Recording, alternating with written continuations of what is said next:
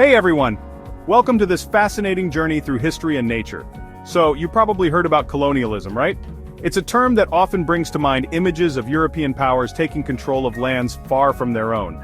Well, it wasn't just about changing who was in charge.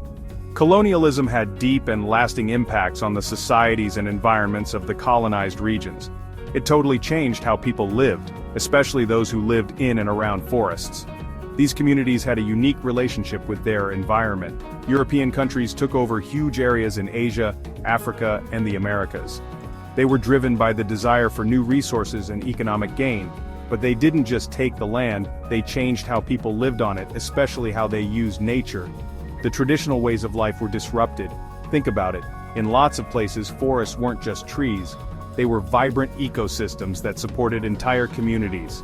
They were where people lived, got their food, built their homes, and found medicine. The forest was integral to their daily lives and survival. These people knew a lot about nature and how to use it without destroying it. They had developed sustainable practices over generations. Then came colonialism. Europe wanted things like wood and rubber, which were super popular back then. These resources were essential for their industries and economies. They saw forests as a way to get rich and started chopping down trees like crazy. The large-scale deforestation had devastating effects on the environment. People who lived there lost their homes and their whole way of life. The displacement of these communities was a tragic consequence of colonial exploitation. Colonial governments also made new rules and taxes.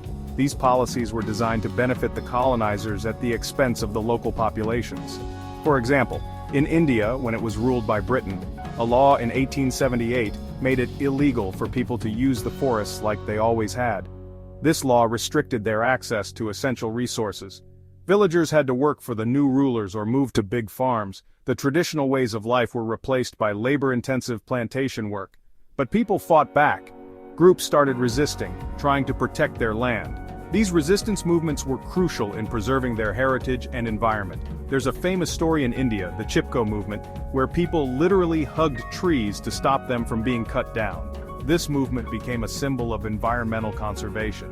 So, colonialism really changed how forest societies lived. The cultural and environmental impacts were profound and long-lasting. It messed up their traditions and hurt the environment. The ecological damage caused by colonial practices is still evident today. Knowing this history helps us understand how people and nature are connected, even today. It reminds us of the importance of sustainable practices and respecting indigenous knowledge.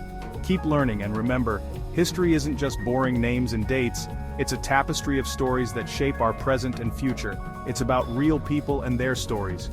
Thanks for watching. Stay curious and keep exploring the world around you.